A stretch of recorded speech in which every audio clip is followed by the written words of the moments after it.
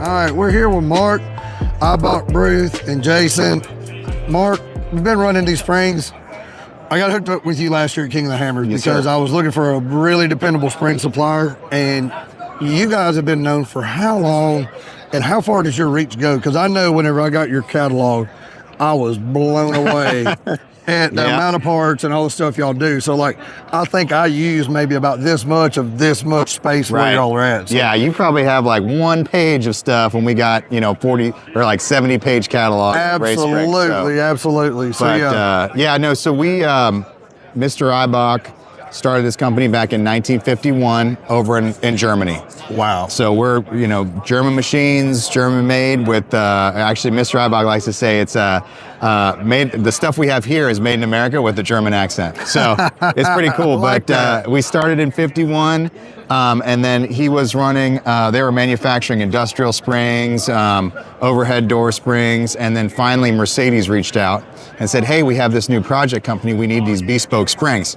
Okay, fast forward, 1972, they start automotive spring manufacturing, and in 87, we do our first race spring. So that was one of these guys right here, this metric line of spring. So we started off with the first metric line of spring, and these teams needed something they could change the springs out on their formula cars and stuff like that. So that's where this all started. Yeah. Then,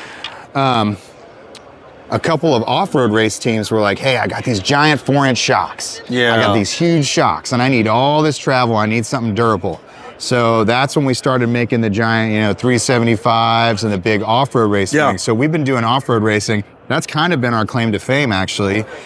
We started with road rally, rally racing over in Europe, and then brought that same technology over here. Yeah. So all of our off-road race springs get, special attention. Everything gets a little extra love to make sure it's good and durable. We get a little, more travel out of everything, and really focus on making sure this stuff gets through the hammers, through Baja, wherever it needs to be. Man, and that's the deal. Like, I know there's got to be a real big science behind wire size, and then the collapsibility of it before it coil binds and all that. Yes, sir.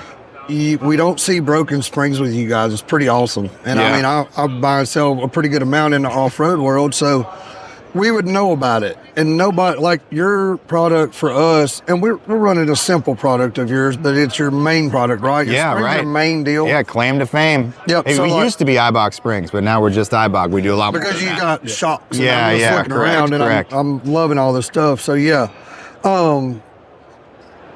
getting the right spring rate on your vehicle was always a really hard thing for us to do. And first time I ever saw it used was Wayne Israelson putting one spring on the car, measuring how far it sags it down, coming back with a calculation on it. Like, man, I made a video of that, and I think it's probably my best how-to video that's ever been. Like, really? A lot of people... We still get a ton of calls over things like this about figuring it out. And the video helps with figuring that out, but people just don't understand it. It's kind of a simple process. It is. It's just once you start getting into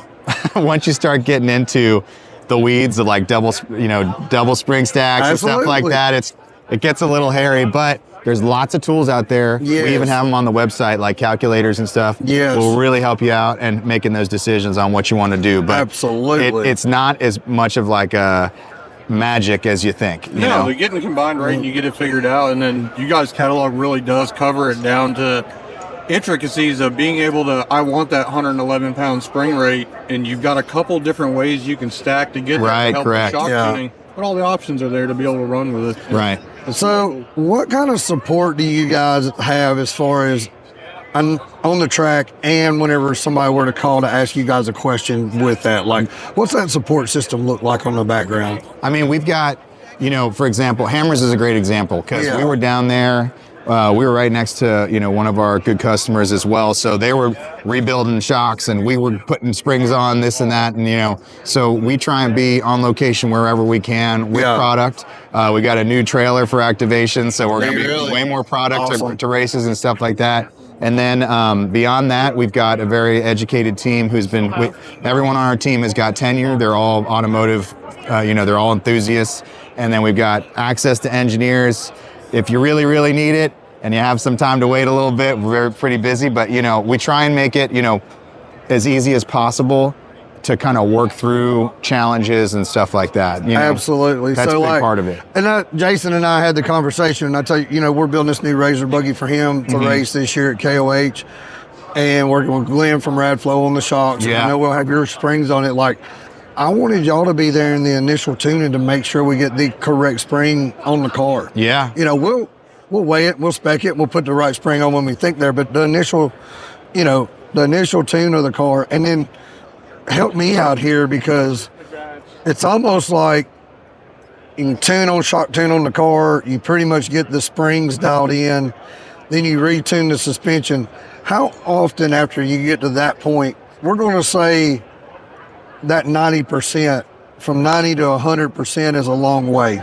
You know that, and dialing a fast car in, or how often are spring changes used in that? Or is it more shock tuning? A lot of it, kind of that last little bit, is kind of shock tuning. That's like, where I've always been. I right. wondered, though. I just wanted to ask you about it. I mean, actually, a lot of it's bump tuning too, which, you know, we don't make hydraulic bump stops, but there, you know, there's bump tuning, there's damping tuning, you know, bypass tuning, and all that stuff. And the dual rate. Correct. The dual rate is a big part of it. I don't want to take anything away from that, because we are a spring company. Absolutely. Like, no, I always, you know, we have conversations with people all the time, and then, you know, if we're doing 50-50 shock travel, the two springs would be pretty close, but now, you know, a rock crawler that's only got a 16-inch shock and 4 inches of up travel, I'm going to set that guy up with a heavy bottom spring and tell him to run that nut down. Right. Yeah, catch that spring quick. Right. So if you have, for example, like, let's say, you know, you've got your final rate you want, or you have you've got your combined rate, that your target combined rate, right? Yes. And you need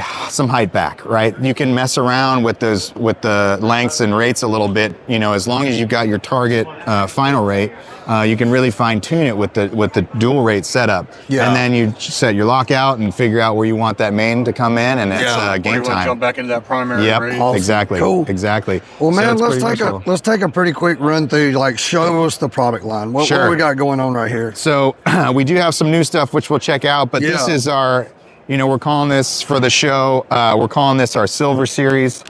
This is our classic, you know, Eibach ERO is what we call it, Eibach Race Off-Road. So our ERO spring, these guys have a little extra magic in them. We take them to block multiple times to make sure that they're going to keep rate and height and all spec, stay in spec, and like really make it through what you guys are about to do. Okay, so you said take it to block. What does that mean? I don't know that term. That is a perfect segue into that, because, you know, in the office, we say that all the time and forget that not everyone knows what that means or ever heard of that. So block height is basically the collapsed height of the spring.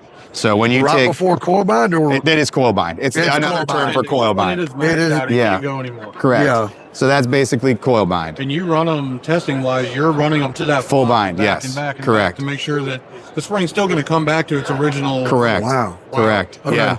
So they're designed. These are designed ground perfect plan parallel. So they are designed to go to coil bind, especially the off-road springs, because we understand that you guys use every millimeter of travel, right? And they need to be tough. So that's how we design these guys to go to coil bind. Cool. Let's check out the new stuff. Cool.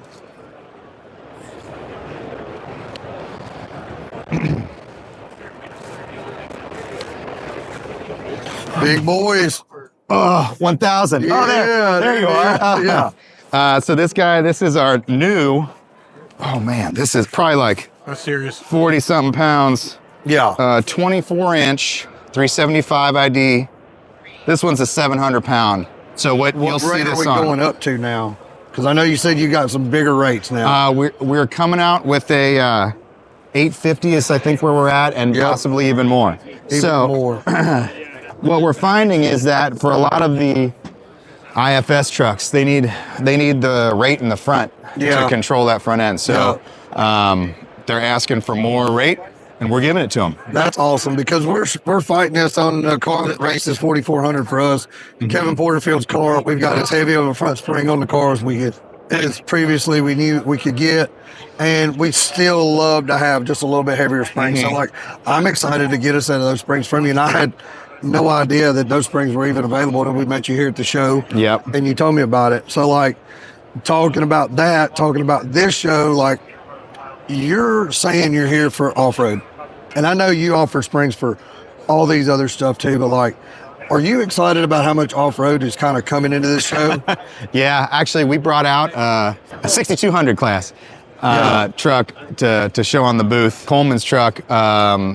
And man, there were people swarming the booth with that when we brought it out. Yeah. So it is nice to see a little more of that over here. I know people from this side of the country don't get to see up close and personal on trucks like that. All right, so you're hitting on something there that's like near and dear to me, because like the first time that I ever saw high level desert fabrication, the energy of that deal is so sanitary and clean and You would refined. never think it. It's like, man, I thought we were doing a lot in what we were doing on back east, and like I took a lot of those practices back home with me, and we're building, our type of buggy and everything, but we build a nice clean buggy. But a lot of it is, you look at these trucks and you're just like, oh my God, man, they're so beautiful underneath. It's crazy. Yeah, and there's a lot of development time, and there's a lot of cleaning in between each race over there. Absolutely. But I mean, I saw the buggy. It's looking pretty darn good. Yeah. Almost a little too pretty to go running through the Well, rocks. you're gonna see it. It's gonna get it. It's almost a little too pretty. Yeah. It's getting it. Yeah. That powder coat frame is gonna be a It's little crazy, a little ain't it? banged up. Yeah.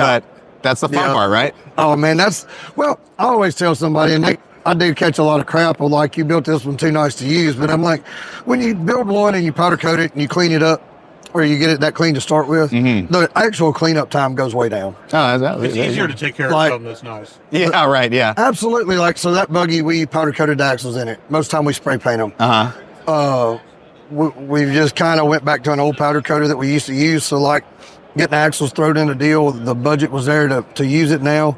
And man, like, you hit a powder coated something with a pressure washer and it cleans up so good. Sure. You know that. Like, Yeah. you've These had to rattle can of spring before. I know you have. Never would I ever do Yeah. that. And you Never. know how that Don't thing- do that. Yeah. But you know how it doesn't look good to one that's coated. You hit it and it's just kind of cleans off. Yeah. So, Right. absolutely. Very different. Very Well, different. dude, I want you to run me through your shocks and a little bit of Swaybar stuff Sure here, thing. and we'll wrap it out, dude.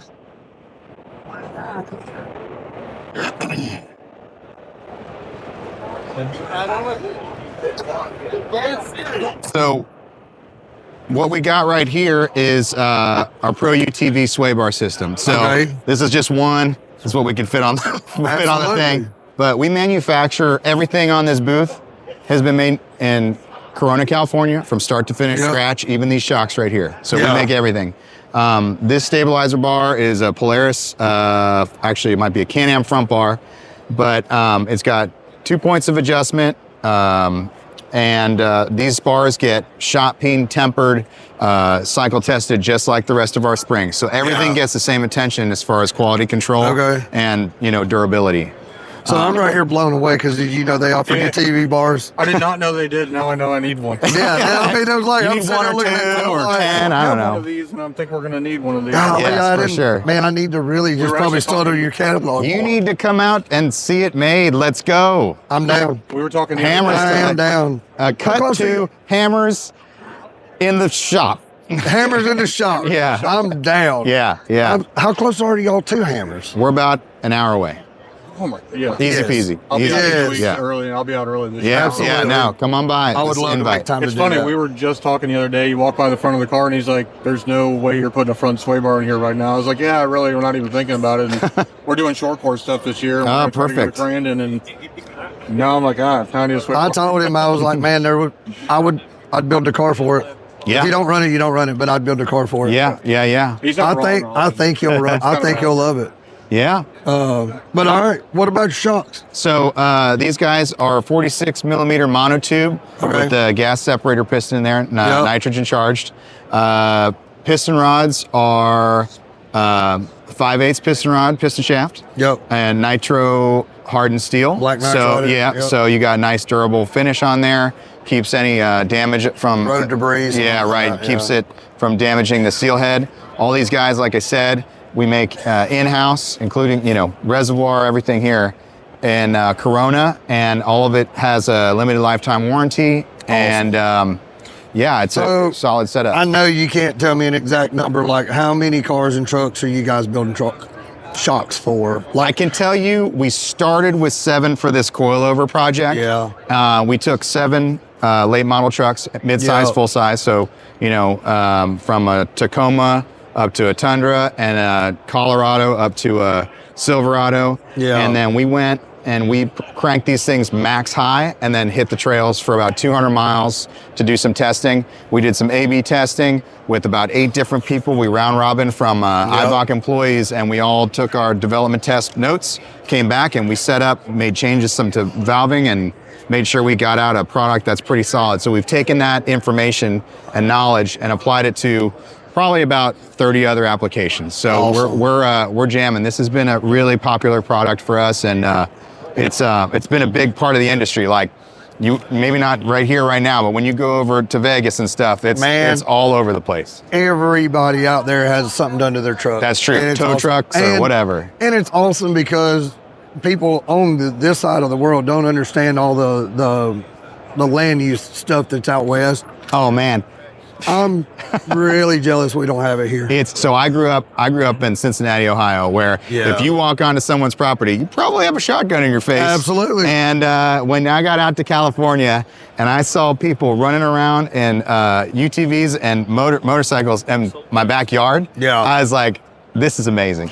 Man, it's so different. I'll tell everybody, like, I love Tennessee and all that, and as crazy as California is, I've never felt no more free than I do when I'm in that desert. Yeah, I mean, it's you can go anywhere, and it's kind of a testament to that lifestyle, I guess, right? That's kind of what you pay for when you get out there. But it's a cool thing to have, a nice opportunity. That's why there's lots of cool desert races out there. Absolutely, it's all over out there. It's so cool. Well, man, thank you for taking time. Thank you for partnering up with me. I know you actually really helped me whenever you brought me in on last year. And I love working with you guys. It's been so solid. So I got to say thank you, and we're going to wrap it up with that, bud. Yeah, man. Thanks for coming and seeing us. Thank you. Good seeing you guys.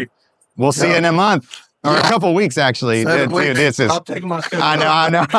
I'm sorry. I really want to talk to you about Mars for that car. Yeah, sure. Let's go I really for do. it. Let's go for it. Yeah. Yep. Cool. Awesome. Cut.